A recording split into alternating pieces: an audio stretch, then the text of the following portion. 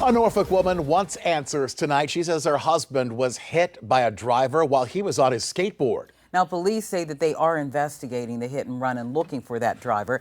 News 3 reporter Antoinette Del Bell spoke with the man's wife, who says he faces a long road to recovery.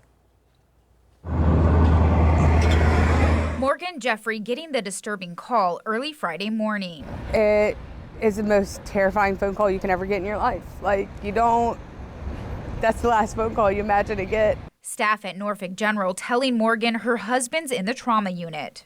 Time was so lucid, I couldn't get there fast enough. Morgan says John, a father of 6, was heading to the 7-Eleven a few blocks away from his Ocean View home around 1:30 a.m. He was on his skateboard at the intersection of First View Street and Orange Avenue when she says out of nowhere he was suddenly struck by a utility truck that took off. It's a nightmare.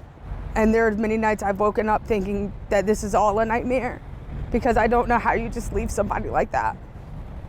A passerby seeing the 40-year-old in the road immediately calling 911. John was found unconscious in the middle of the road and was about 15 feet, knocked 15 feet from his skateboard, knocking himself out of his shoes.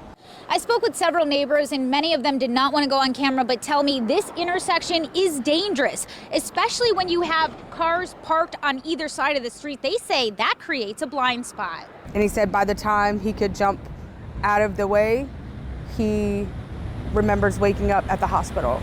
The once active dad was left with a broken nose and ribs and deep cuts all over his body. Morgan says he now needs surgery and faces months of healing. He's in a lot of pain.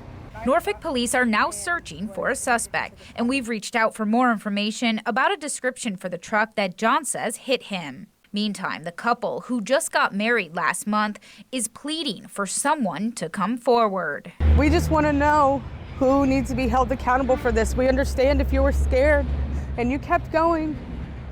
And we're humbled to know that we are not planning a funeral. And thankful to the person who did stop. In Norfolk, Antoinette Del Bell, News 3.